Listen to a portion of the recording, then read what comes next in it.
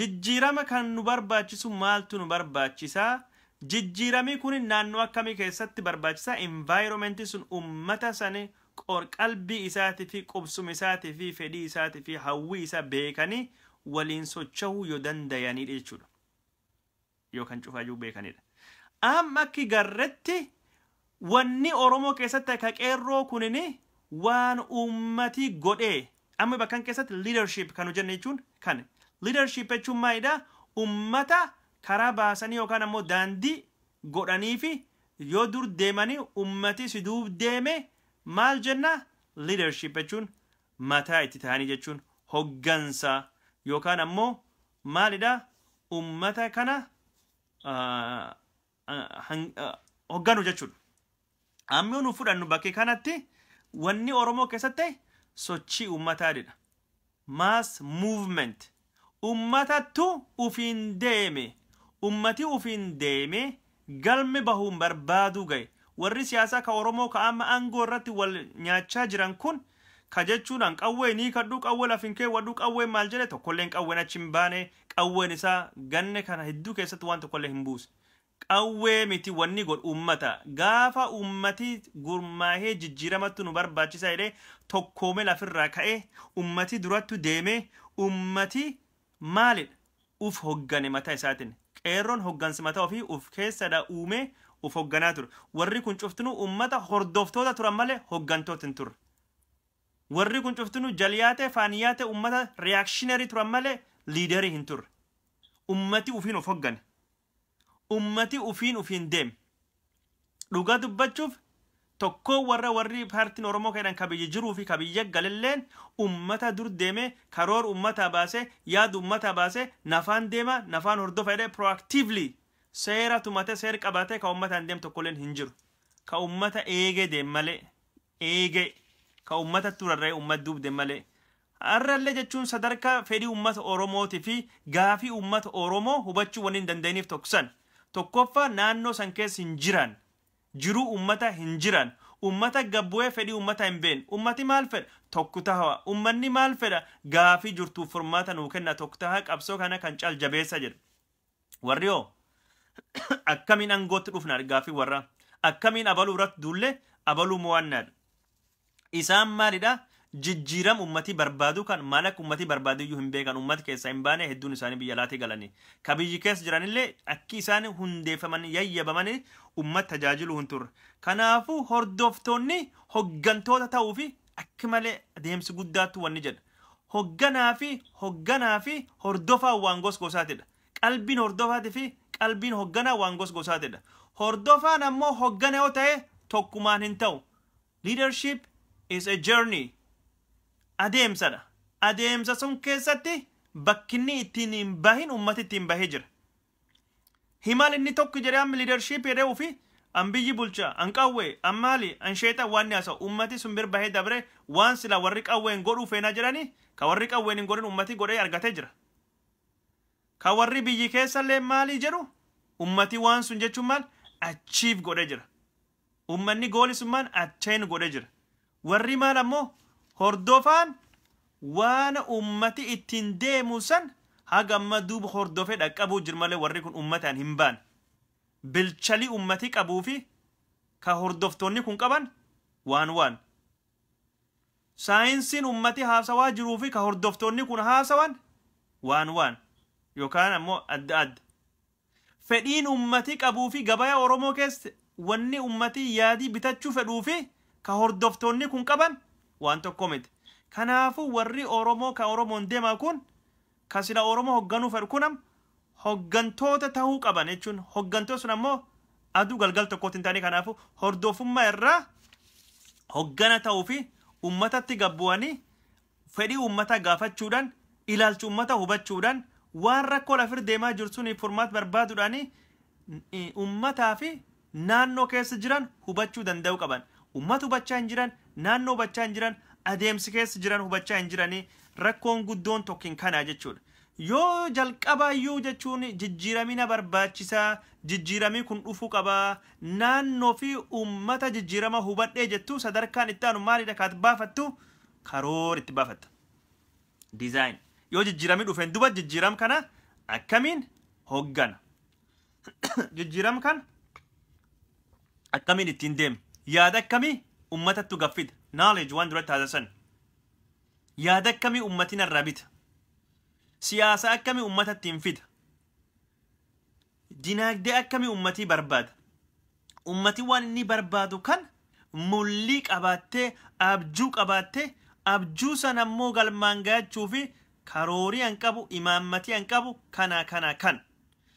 mullii an hin qabu kan yookaan ammoo abjuu an qabu kana yookaan karoora an qabu kan wanni narra gufachiisuu dandaya gufuun jirtulleen yookaan ammoo rakkooleen jirtulleen kana resistance okay yoo ammoo adeemsa kan keessatti rakkoon dhalatti yoo adeemsa kan keessatti ammoo walitti buuteen dhalatti walitti buutee kana kan conflict resolution kan furuu fi furmaatii an qabulleen kan sadarkaa karooraa kan jedhee jechuun ka ittiin deemu jechuu hoggana jechuun hoggantoonni yookaan ammoo hordoftoonni kan dura jedhu kun bakka ummati dhaqqabe sun inuu hin baane haga ammaa jechuun jijjiiram dhufe kana hubachaa hin jira warri garii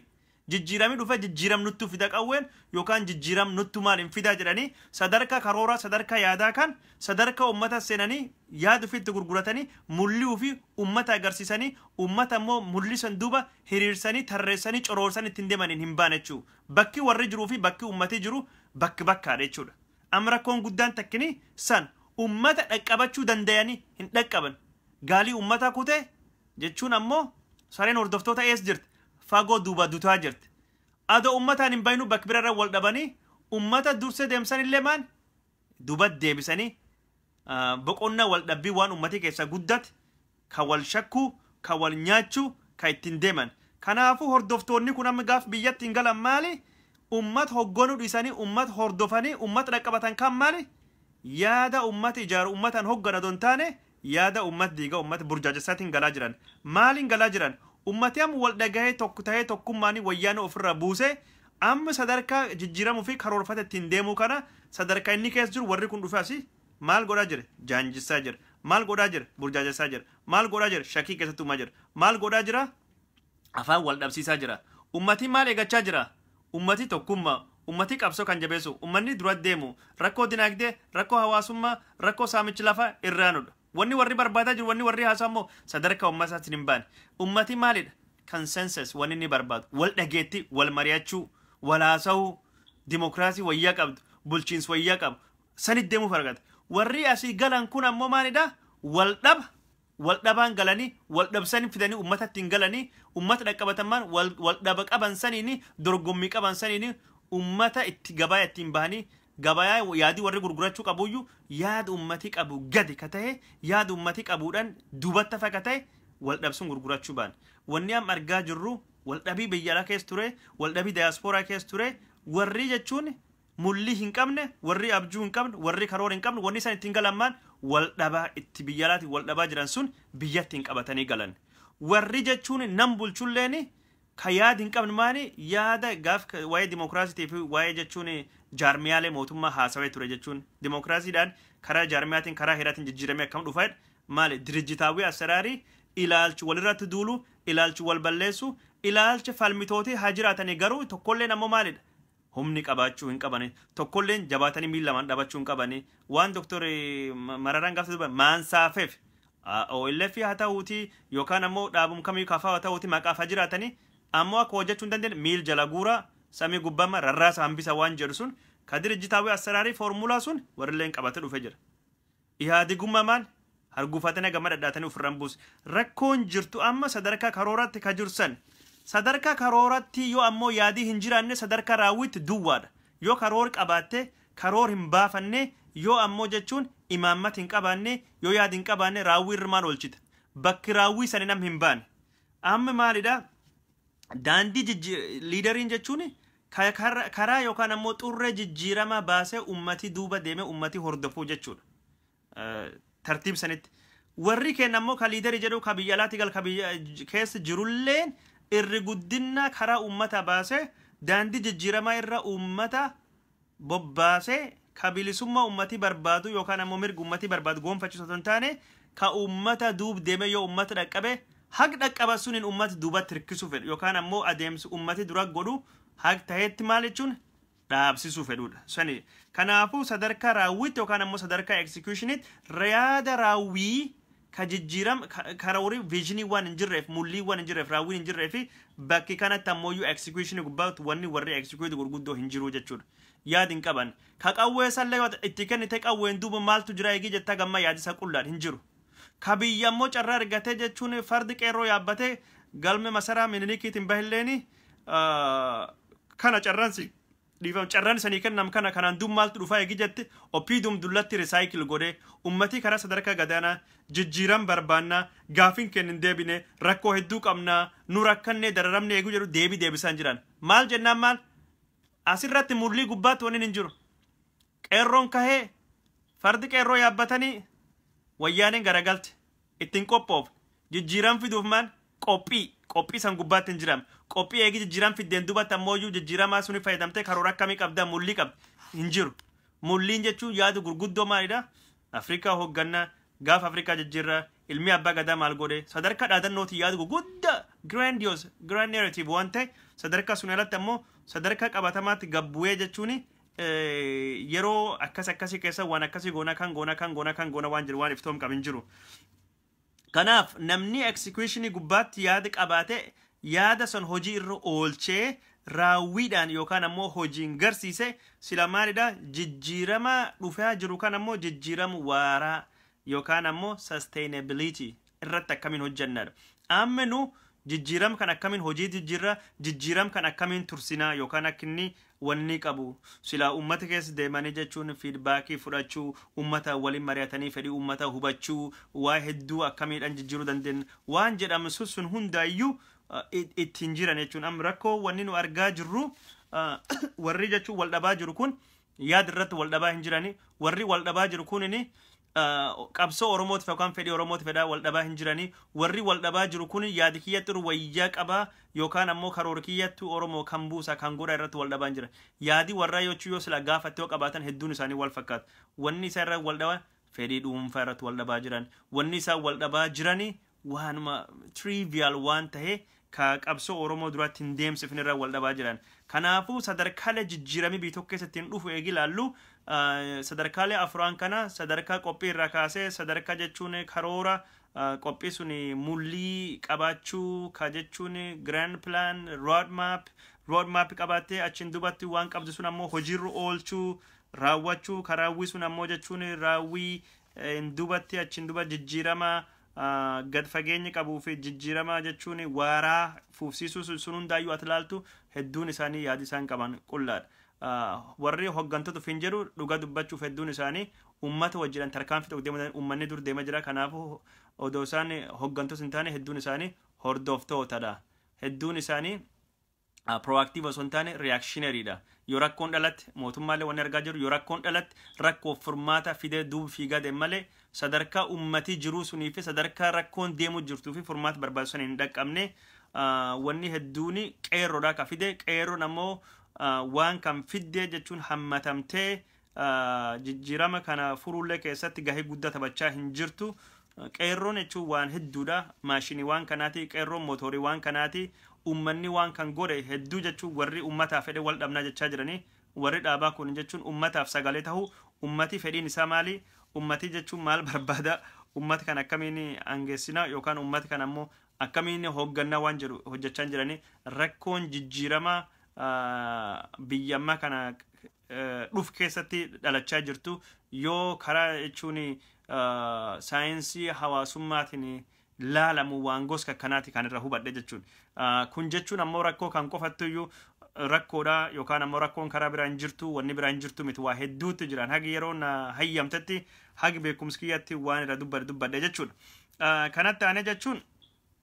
wanni guddaan tokkini qeerroon jijjiirama guddaa fidee jira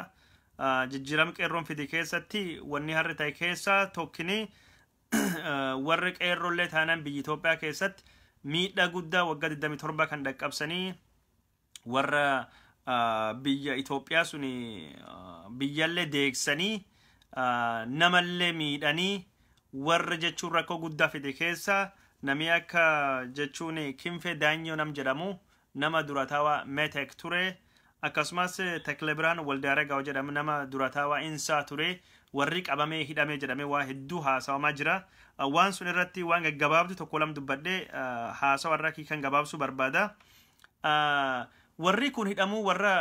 maalii hiikoo maalii qabaa ka jedhu hidhamuu warra jechuun adeemsa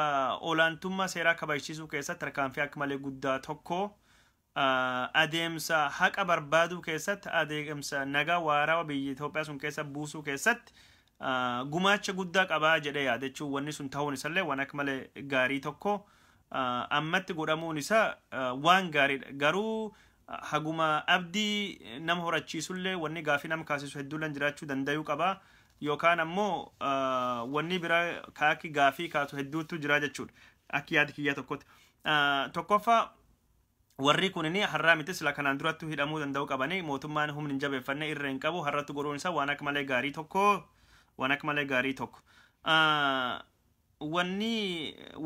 wanni biraa wanni Itoophiyaan keessa baatee dabarte yakki Itoophiyaan keessa baatee dabarte gandi 27 kan keessattuu haga Metek dhaabate keessatti wanni Itoophiyaan yakki Itoophiyaan keessa baatee dabarte yakki nama gubbaatti raawwatu qofaa miti yakki jechuun nami ijjeefamuu nami saamamuu nami madaahuu yookaan ammoo nami hidhamuu qofaa miti yakka biyyitii Itoophiyaa jedhamtu hudhamtee qabamuuti yakka biyyirratti raawwatame state capturing jechuun yakka akka malee guddaa tokkodha yakka akkamii seetanii gareen tokkin aangoo qabatee aangoo qabat sunittu fayyadamee biyya tokko hudhee liqimsa biyya tokko liqimsa ummata beelawaa liqimsa ummata deegaa ummata qollee ummata rakkataa sun irraa fuudhee ittiin duroomee ittiin badhaadhee durummaa isaatiif badhaadhi isaatinii biyya keessatti irra caala saamichaa hundee ittiin babal'ifate ittiin dagaagsifatu jechuudha wanni kunini yaada World Bankiti biyya hedduu keessatti gareeleen aangoo siyaasaa qabatanii aangoo siyaasaa qabatan kan ammoo saamichaaf oolfatanii saamicha oolfatan kan ammoo irra caalamaan cunqursaa isaanii irra caalamaan miidhaa isaanii abba irrummaa isaanii ittiin deemsisuu danda'anii sirna oligaarkii ittiin uumuu danda'u keessatti sirna oligaarkii jechuun garee xiqqoo tokkotti humni mootummaa qabata kana lubbuu uummataa jechuun hudhee qabee kabiyya ittiin saamee saamichi kun akka addaan hin cinnee fi yookaan saamichi kun akka irraa hin dhaabannee fi humna mootummaa ka waraanaa yookaan humna mootummaa katika jabeessuudhaan saamichi biraatii fi cunqursaaf dararaa biraatii fi uf jajjabeessuuf qopheessuu danda'u jechuudha. State capture Itoophiyaa keessatti ta'e gandi 20 wayii kan haalii Mellaseen faatii godhan kanaaf ummata Tigreefillee kan waa hin buusne ummata biraafillee kan waa hin baane ummata tokkollee ka jiruu isaanii hin wayyeessin hin jijjiiramin Mallasaan faatii maayida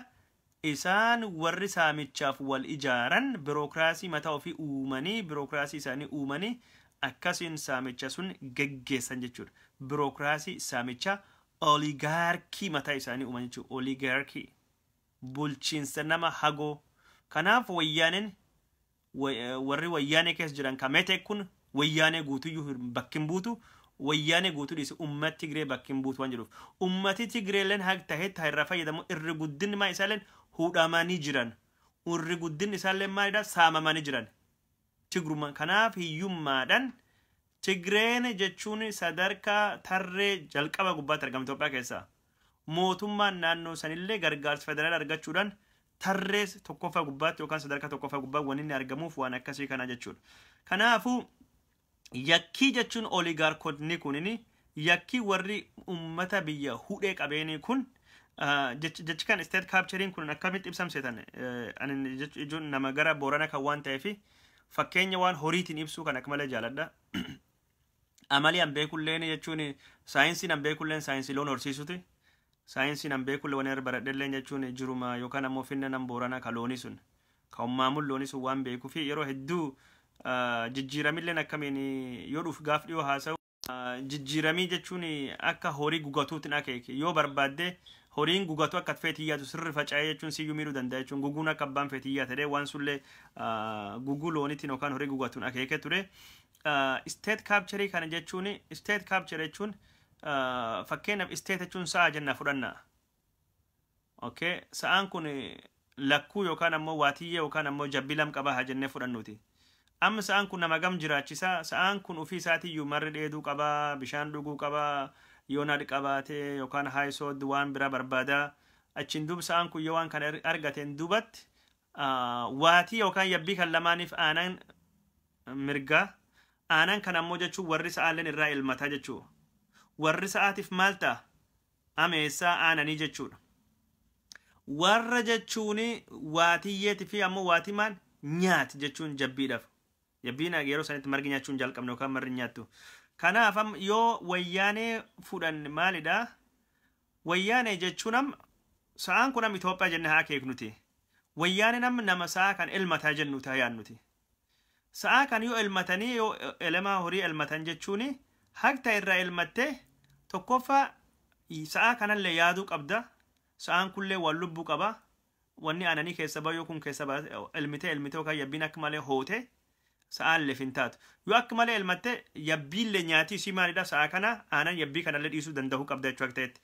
Wanni nami horii elmuu kun amma wayyaaneen godhe kunini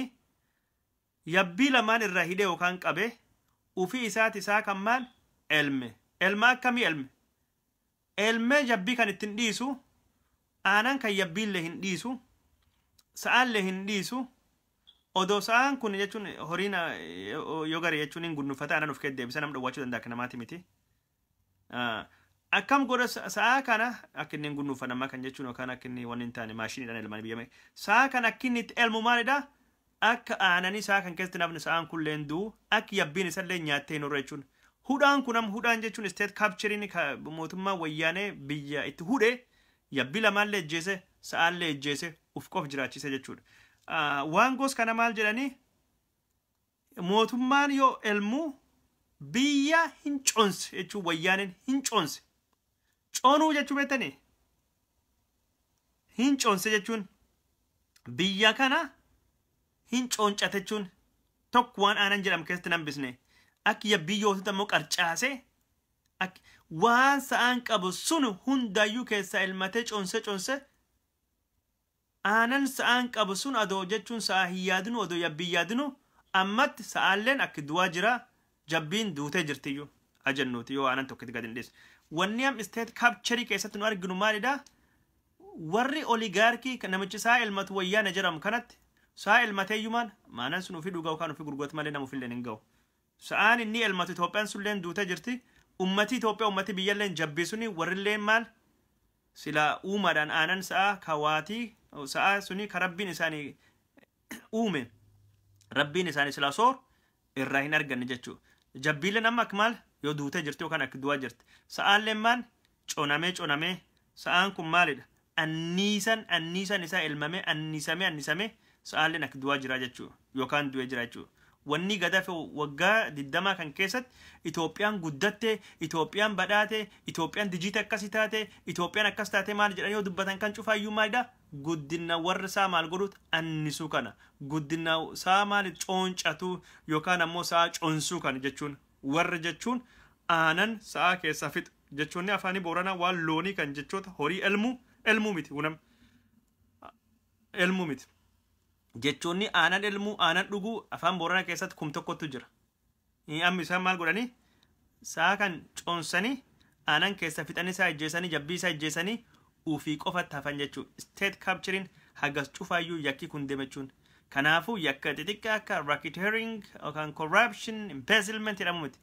Kun jechuun biyyumaayyuu ka hudhanii qabanii coonsanii ijjeesuu jechuudha. Itoophiyaan sa'aan sun yoo taate Itoophiyaa fudhan. Kanaaf kinfeen qabamuun gaariidha. Kinfeen qabamee jira. State capturing ammoo jechuun yakka gareedhaan hojjetamu oligaarkiin nam tokko miti. Gareen sun ammoo of jalatti tuuta ofi jaarmaya saamichaa neetwoorkii saamichaa ijaarrattee networkii saamicha sun isaanii tursu networkii cunqursaa ka ijjecha ijaaratte ka kontorbandii qabatte ka waan hunda qabatte cunqursu warra sun akkasidha waggaa 20 hagami sun tursanii jechuudha. Kanaafuu yoo kinfee dubbannu jennu networkiin sun gubbaa ka'ee kinfeerra ka'ee haga jechuun gaditti haga naannootti haga zoonitti haga aanatti networkii warra beekamuu danda'u qaba. Networkiin sun maalidha?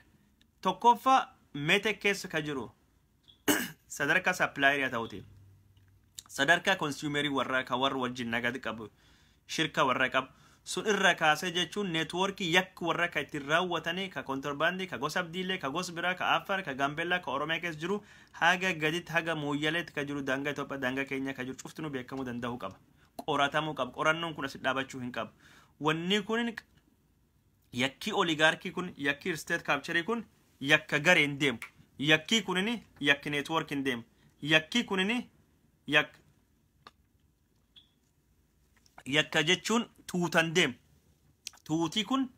haga dhumatti qoratam bahee beekame haqaaf dhiyaachuu qaba. Nam tokko lama keessa hidhuuni wanni furmaatii jiru hin jiru. Nam Tigraay qofaa miti waan kan keessatti warri hirmaate networkii laf gurgurachuu ka jechuun kontorbandii nagadu ka qawwee biyya Afrikaa kan keessatti galchuu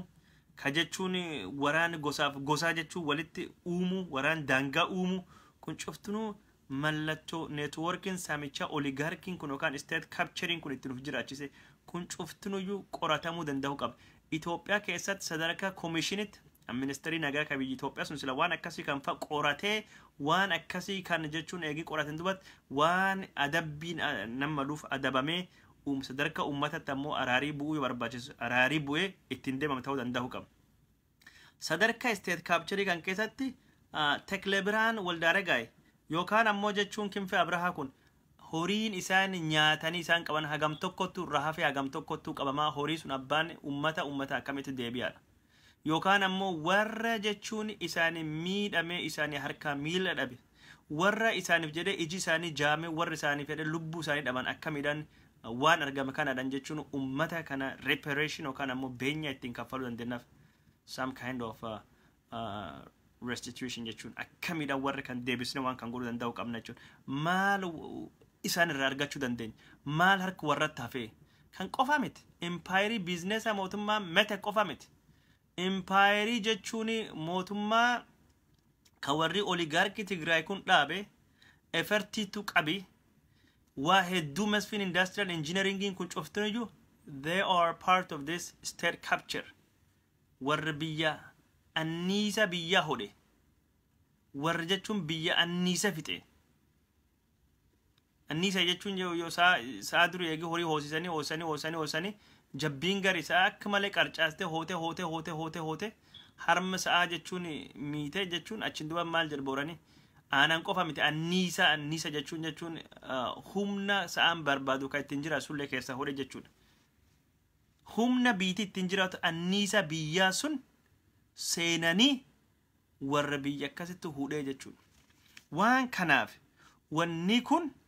akki malee qoratame networkiin kun beekame wanni irraa hafe cuftunuu qabame kan qofa miti wanni kun bal'ate ittiin deemanii waan argame san ammoo warra miidhamtoota ka networkii warra ka torcherii ka saamicha networkii cunqursu warra saamicha kan ittiin turse akkamiin akka isaan beenya argatanii akkamiin akka isaan wanni ittiin ta'uu danda'aniif yakkii gosa kana lamuu Itoophiyaa keessatti deebise akka hin ijaaramne wanni akkasii godhamuu danda'uu qaba jechuudha. Kanaaf wanni waan akka malee jajjabduuti networkii kontorbaandiitu duub jira networkii hannattu duub jira networkii miidiyaatu keessa jira waan meetek hojjate miidiyaan Itoophiyaa har'a dookimenterii hojjate gabbaase achi keessatti garuu ammooyyuu